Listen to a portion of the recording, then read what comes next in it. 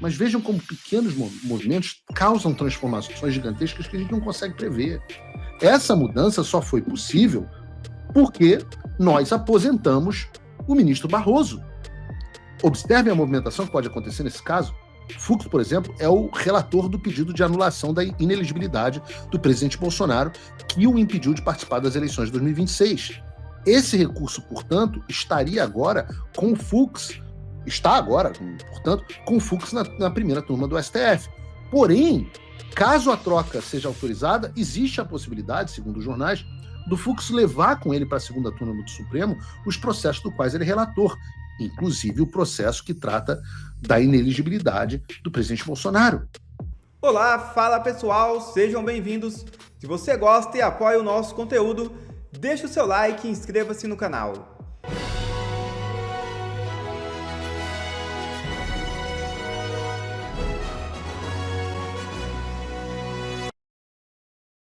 Vaza um motivo por trás do surto da esquerda com a nova jogada de Luiz Fux. É isso mesmo. Luiz Fux surpreendeu a todos ao pedir para trocar de turma no STF. Rapidamente, a esquerda começou a surtar diante dessa real possibilidade. O portal Metrópolis expôs o que de fato pode acontecer com a ida de Fux para a segunda turma. Abre aspas. Se autorizada pelo presidente do STF, Edson Fachin, a migração do ministro Luiz Fux da primeira turma para a segunda turma da corte pode criar uma espécie de bunker bolsonarista no tribunal. Fux pediu para mudar de turma após a aposentadoria de Luiz Roberto Barroso, que integrava a segunda turma ao lado dos ministros Gilmar Mendes, Dias Toffoli, Nunes Marques e André Mendonça. Nunes Marques e Mendonça foram indicados ao Supremo por Jair Messias Bolsonaro. Com Fux cada vez mais alinhado a posições bolsonaristas, a ida dele para a segunda turma daria força a esse grupo. Nesse cenário, o colegiado passaria a ter uma tendência mais favorável à direita nos julgamentos, ao contrário da composição atual, na qual as duas turmas do STF têm maioria mais alinhada a Lula. Fecha aspas. E adivinha quem é o relator do recurso no STF sobre a inelegibilidade de Jair Bolsonaro? O ministro Luiz Fux. Caso ele leve o recurso para a segunda turma, um placar para a possível reversão da inelegibilidade de Bolsonaro seria de 3-2. Uma verdadeira reviravolta, não? Tá aí o motivo para o desespero da esquerda. Mas eis que nesse lamaçal jurídico surge aquilo que parecia impossível. Uma pessoa sensata. Uma pessoa que... Como é que eu vou colocar isso de forma gentil? Uma pessoa que, após certos acontecimentos relacionados aos seus colegas e certas restrições de viagens e restrições de movimentações bancárias, mudou bastante de opinião. Alguém que saiu, encontrou a luz, saiu de apoiador das condenações do 8 de janeiro para um ferrenho defensor das liberdades individuais. Eu diria que hoje é praticamente o James Madison, um Alexander Hamilton brasileiro. E é claro que eu estou falando do ministro Luiz Fux. Porque ontem, no Supremo Tribunal Federal, ele ressaltou o óbvio. Contestar o sistema eleitoral é positivo. Positivo para a democracia. E não o contrário. Vejam o vídeo. As únicas diferenças do contexto brasileiro com um outro país recentemente citado, até porque consta da declaração à imprensa divulgada pela Fundação Nobel que o governo venezuelano tem sistematicamente suprimido a oposição por meio de fraude às eleições, persecução legal e prisão, o que não tem nada a ver com o sistema brasileiro, mas a verdade é que uma manifestação contundente fora feita pela política Maria Corina Machado. Maria Corina Machado, que legou, efetivamente, uma lição sobre a importância das iniciativas da sociedade civil na fiscalização do processo eleitoral, a fim de que este seja sempre transparente e goze de legitimidade perante o povo. Naquele país, o regime incumbente impediu até a candidatura dessa senhora nas eleições presidenciais de 2024. Imagina. Mas, ainda assim, a ativista logrou mobilizar milhares de voluntários por todo o país para fiscalizar os locais de votação e documentar a contagem de votos. Essa iniciativa pacífica descortinou para a comunidade internacional os vícios do sistema venezuelano, que não tem nada a ver com o Brasil, o que só foi possível pela coragem de pessoas do povo que arriscam em suas vidas e liberdade em prol dos princípios democráticos. E aqui, senhor presidente, trago um argumento que eu acho que ele é bastante importante. O que se pretende realçar é que o reconhecimento conferido por esse prêmio, que certamente não seria conferido pela prática de um crime, teve um papel essencial para os cidadãos na construção de uma democracia vigilante, em constante aprimoramento, inclusive tecnológico. Há um aprimoramento tecnológico, podemos chegar amanhã depois a várias outras conclusões, por meio do engajamento cívico no debate público sobre o certame eleitoral. Quando é que vocês vão viajar no tempo? Viajar no tempo para um passado longínquo, na época da fundação da República? Não. Regime militar? Não. 2002? Não. Nós vamos viajar no tempo para 6 meses atrás. 6 meses atrás, quando que vocês imaginariam, nessa primeira turma, ver um ministro do STF falando para todos ouvirem que contestar o sistema eleitoral não é crime? E citando o caso da Venezuela e dizendo que a fiscalização do processo eleitoral naquele país deixou claro os vícios existentes no processo. Ou seja, segundo Fux, para que as fraudes nas eleições venezuelanas pudessem ser detectadas, foi necessária a pressão popular e a fiscalização, e fazer isso jamais poderia constituir crime, nem na Venezuela, muito menos no Brasil. Outro ponto muito bom, que eu não podia deixar de citar aqui no programa, foi a deliciosa cutucada que o Fux deu no TSE. São 18 segundos de vídeo, mas são 18 segundos que valem muito a pena. Coloca pra gente aí, Bruno. Amigo, outro dia, virou para mim e disse: se o Pentágono foi invadido na sua tecnologia, será que nada pode ser invadido aqui no nosso país? Quem pergunta sabe a resposta, mas eu também não respondi nada. Cara, quantas vezes vocês não repetiram esse argumento? É um questionamento que todo mundo faz. O nego hackeou o Pentágono, tem o aparato militar mais poderoso do mundo, todas as tecnologias mais avançadas de proteção de dados do mundo. O nego hackeou o sistema dos caças F-15 dos Estados Unidos. Tá aí. Sem que caça tenha... Olha, só para deixar claro aqui aos ministros do TSE, que os caças do F-15 também não têm nenhuma ligação com a internet. Ora, Israel hackeou os sistemas dos principais bancos do Irã, que é um dos países mais avançados em guerra cibernética. Afetou o cartão de crédito de uma porrada de membros da Guarda Revolucionária. Ora, Israel conseguiu explodir os pagers dos caras do Hamas, ou do Hezbollah, já não me lembro mais. Mas as urnas eletrônicas não. Essas não podem ser invadidas. Isso virou... os especialistas do Pentágono, eles não conseguem conter os ataques do hackers, a Força Aérea Americana não consegue impedir o acesso aos hackers, o Irã não consegue, mas o cara que se formou lá em engenharia de computação da Veiga de Almeida e foi parar no TSE porque acertou mais questões do que outros tecnólogos preguiçosos que quiseram se tornar servidor público. O cara faz parte de um funcionalismo público completamente defasado tecnologicamente. Esse, sim, é o cara que consegue parar tudo quanto é ataque hacker. Eu já trabalhei em repartição pública, eu não sei se alguém aqui já trabalhou em repartição pública. Eu já trabalhei no governo do Estado e na Prefeitura do Rio de Janeiro. Nunca trabalhei em um órgão federal. E na Câmara. Você chega nesse... que não deixa de ser um órgão federal, mas do Poder Executivo. Então, você chega num órgão público no Brasil, e me respondam vocês aqui, se verdade, se eu não estiver falando a verdade. E os caras, às vezes, não sabem usar uma impressora, os caras não sabem fazer uma planilha em Excel. Quando eu comecei a trabalhar no governo do Estado do Rio, o governo do Estado do Rio tem um órgão chamado Proderj. E eu me lembro que quando eu comecei a trabalhar lá, o Proderj tinha para todo o governo do Rio de Janeiro, estou falando aí de aproximadamente 2000 e... Trabalhei no governo do Estado do Rio em 2007. O Proderj tinha para todo o governo do Estado do Rio de Janeiro a mesma banda de acesso à internet, que na época acho que eram 2 mega, que era coisa pra caramba, mas era o que eu tinha em casa.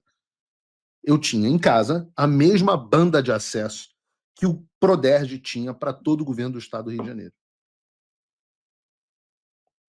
Todo o governo do Estado do Rio de Janeiro. Aí as pessoas querem me convencer de que o TSE é a supra-suma. Mas é o supra-suma, mas isso você sabe.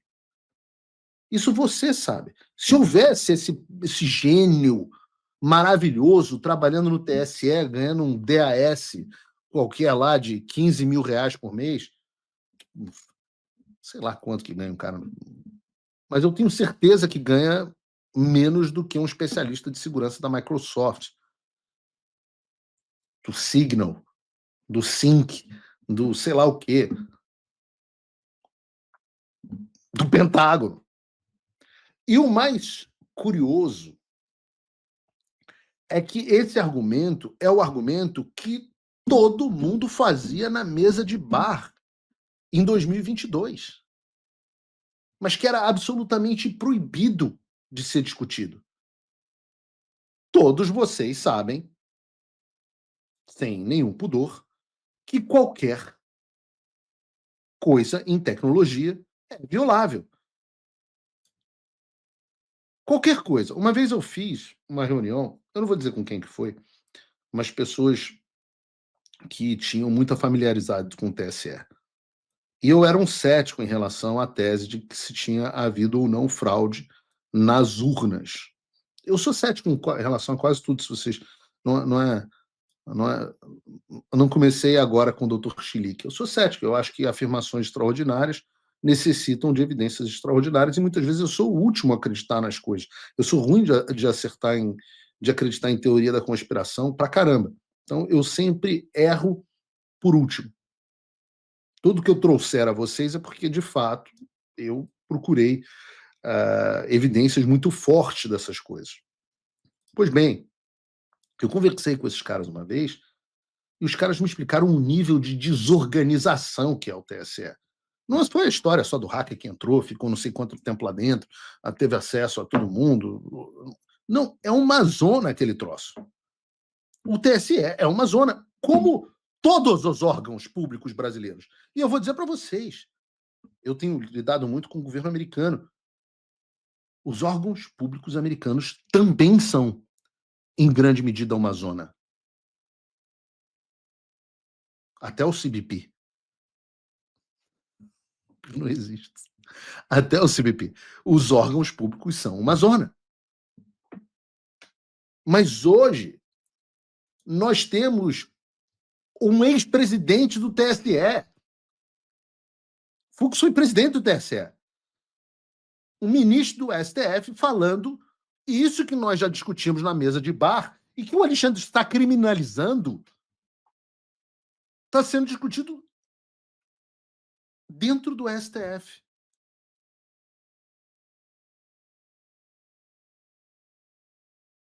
Eu acho isso absolutamente incrível. Me dá satisfação ver que talvez o trabalho feito aqui nos Estados Unidos tenha tido um impacto nessa jornada do ministro Fux em direção à luz. Eu digo que é uma jornada em direção à luz porque ontem o ministro também reconheceu que errou nos seus entendimentos anteriores sobre os réus do 8 de janeiro. Ele próprio disse que incorreu em injustiças que, abre aspas, o tempo e a consciência já não permitiam sustentar. E é inegável que essa transformação ocorreu, também é inegável que ela ocorreu depois das nossas ações aqui nos Estados Unidos. Então as pessoas que falam, o que vocês conseguiram até agora? Bom, a gente conseguiu algumas coisas, a gente conseguiu aposentar um ministro do STF, conseguimos um clima de terror dentro do gabinete do Alexandre de Moraes, a ponto do juiz auxiliar dele também pedir para sair, e conseguimos fazer com que a luz da verdade chegasse e transformasse um ministro do STF. Ou então é uma mera coincidência, pode ser também. Eu diria que os demais, a gente também conseguiu deixar os demais, à exceção do Gilmar Mendes e os outros da primeira turma, bem mais quietos, né? E nós tivemos também a boa notícia do pedido de transferência do ministro Fux para a segunda turma do Supremo Tribunal Federal. E esse é um ponto que chama a atenção especificamente, porque Fux pede para entrar para a segunda turma no lugar do Barroso. E aí nós teríamos uma composição deliciosa. Gilmar Mendes, Dias Toffoli, Nunes Marques, André Mendonça e hoje o ministro mais conservador do Brasil, que é o ministro Fux. E vejam, há uma mudança, em se confirmando isso, há uma mudança radical na Suprema Corte Brasileira. Porque você passa a ter um equilíbrio de turmas, onde a segunda turma do STF não estaria mais dominada pelo grupo do Alexandre de Moraes, e sim pelo grupo que luta contra as ilegalidades do Alexandre de Moraes. Talvez, eu arriscaria dizer, pelo silêncio ensurdecedor do ministro Dias Toffoli, eu arriscaria dizer que Gilmar Mendes, vejam que mundo cruel, Gilmar Mendes ficaria isolado dentro da segunda turma, que é ali o balcão de negócios do próprio ministro. Então, todos os seus interesses seriam potencialmente confrontados dentro da turma dele mesmo. Decisões monocráticas do Gilmar Mendes não prosperariam quando chegassem os recursos. E vejam que são pequenos movimentos que causam transformações gigantescas. Muitas vezes a gente pensa, Paulo, é impossível, nós vamos... E aí sai o Barroso, o que isso muda? Nós vamos... o STF, o Lula vai indicar mais um, o STF vai ficar mais aparelhado, né? Mas vejam como pequenos movimentos causam transformações gigantescas que a gente não consegue prever. Essa mudança só foi possível porque nós aposentamos o ministro Barroso. O ministro Barroso, eu digo que nós aposentamos porque ele só se aposentou por conta da cassação do seu visto e da lei Magnitsky. E eu digo, é um trabalho árduo e gradual, onde você avança um pouco cada dia, mas vai avançando na direção certa constantemente, e as transformações têm um efeito em cadeia que te levam até o seu objetivo. Observe a movimentação que pode acontecer nesse caso. Fux, por exemplo, é o relator do pedido de anulação da inelegibilidade do presidente Bolsonaro, que o impediu de participar das eleições de 2026. Esse recurso, portanto, estaria agora com o Fux, está agora, portanto, com o Fux na primeira turma do STF. Porém, caso a troca seja autorizada, existe a possibilidade, segundo os jornais, do Fux levar com ele para a segunda turma do Supremo os processos do quais ele é relator, inclusive o processo que trata da inelegibilidade do presidente Bolsonaro. Essa é uma hipótese, é possível que ocorra, mas não é certeza. Segundo uma matéria do G1, os ministros do Supremo disseram que já houve caso em que, após a troca da turma, os processos foram redistribuídos para ministro da turma original. Nesse caso, continuaria na primeira turma. Pelo que eu apurei e pesquisei sobre os casos anteriores, o cenário mais provável é que o processo não vá com fluxo para a segunda turma. Mas o ponto importante aqui é a transformação que está acontecendo aos poucos. Eu diria que há 6 meses, volto a dizer, se você fosse um viajante do tempo, há 6 meses isso era impensável. E os ministros do Supremo Tribunal Federal estão tendo que se antecipar para impedir que isso aconteça. E essa é a grande questão e a grande moral dessa história. As pessoas, às vezes, querem uma bala de prata, uma solução mágica, que vai mudar tudo, uma solução de curto prazo, vai destruir o sistema. Mas elas não conseguem enxergar esses ganhos no médio e longo prazo. E eu acho muito mais interessante olhar a realidade e ver que, como melhor que você seja como estrategista, por melhor que você faça o planejamento das coisas, a sofisticação da realidade está sempre muito além da nossa capacidade de previsão. A pessoa inteligente é justamente aquela que vai percebendo essas transformações, vendo onde é que elas vão dar, o que pode acontecer, e ela empurra as coisas nessa direção, confiando na providência divina e trabalhando sempre na direção certa. Eu gosto dos lemas dos US Marines, das Forças Armadas Americanas. Eu uso o tempo inteiro aqui nas nossas discussões de estratégia. Improvise, adapt and overcome. Improvisar, adaptar e superar. Então, se o processo não for com fluxo para a segunda turma, o que, eu repito, que é mais provável, mas está em discussão, a gente vai improvar, adaptar e superar os desafios que vão se apresentar. Foi assim que a gente fez até agora, é assim que a gente vai continuar fazendo, e os resultados estão aí, absolutamente inegáveis. Hoje a gente tem um ministro da Suprema Corte dizendo em alto e bom tom que as injustiças foram cometidas, que você pode questionar o sistema eleitoral, que você pode questionar as urnas eletrônicas, e tudo isso é bom e saudável para a democracia, diz não o Paulo Figueiredo, diz o ministro Fux.